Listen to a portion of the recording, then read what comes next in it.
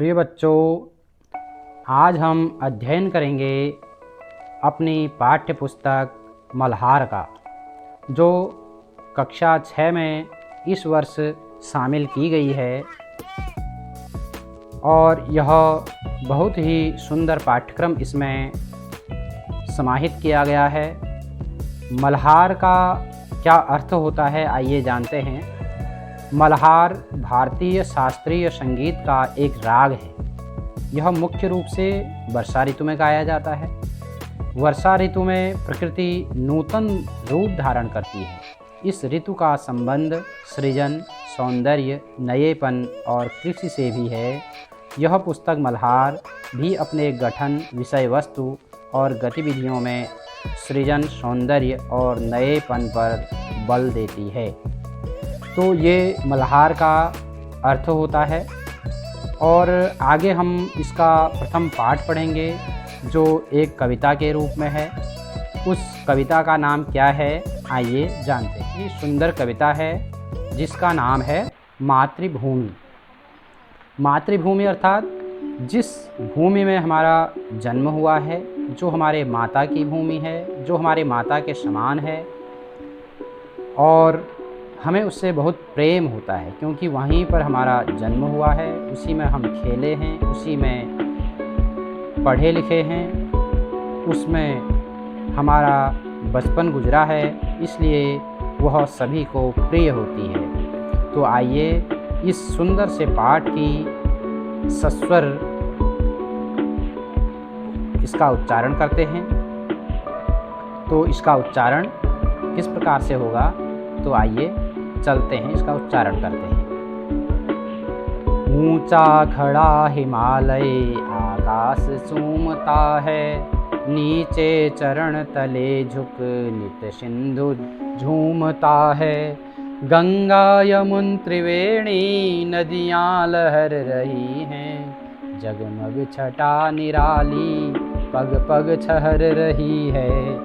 वह पुण्य भूमि मेरी, वह स्वर्ण भूमि मेरी, वह जन्म भूमि मेरी, वह मातृभूमि मेरी। झरने अनेक झरते जिसकी पहाड़ियों में, चिड़ियाँ चहक रही हैं हो मस्त झाड़ियों में। अमराइयाँ घनी हैं, कोयल पुकारती है, बहती मलय पवन है, तन मन संवारती है। वह धर्म भूमि मेरी, वह कर्म भूमि मेरी, वह जन्म भूमि मेरी, वह मातृभूमि मेरी। जन्मे जहाँ थे रघुपति, जन्मी जहाँ थी सीता, श्री कृष्ण ने सुनाई वंशी पुनीत गीता। गौतम ने जन्म लेकर जिसका सुयश बढ़ाया, जग को दया दिखाई, जग को दिया दिखाया। वह युद्ध भूमि मेरी, वह बुद्ध भूमि मेरी, वह मातृभूमि मेरी, वह जन्म भूमि मेरी। तो इस प्रकार से इसका स्वस्वर वाचन होगा। और इस कविता के जो लेखक हैं वे हैं सोहनलाल द्विवेदी जी। तो आइए द्विवेदी जी के बारे में। कवि से परिचय। जो सोहनलाल द्विवेदी जी हैं उनका परिचय है। ये बहुत ही हिंदी साहित्य के एक सुप्रसिद्ध कवि हैं। इस कविता को हिंदी के प्रसिद्ध कवियों में से एक सोहनलाल द्विवेदी जी ने लिखा है। उनका जन्म आज से लगभग 125 साल पहले हुआ था। उस समय अंग्रेज़ों का भारत पर आधिपत्य था, अर्थात अधिकार था। उन्होंने अपनी लेखनी से अंग्रेज़ों का विरोध किया।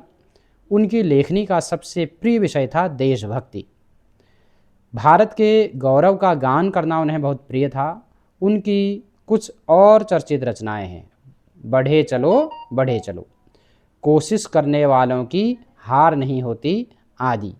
तो इस प्रकार से उनके द्वारा बहुत ही सुंदर कविताओं की रचना की गई थी।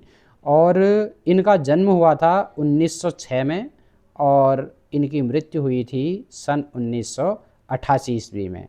तो इस प्रकार से हमने इस कविता का स्वस्वर वाचन पढ़ा किया और इनके कवि के परिचय के बारे में भी जाना और अगले वीडियो में हम जानेंगे कि इसमें अन्य गतिविधियां हैं, प्रश्नोत्तर हैं, उनके बारे में भी जानेंगे।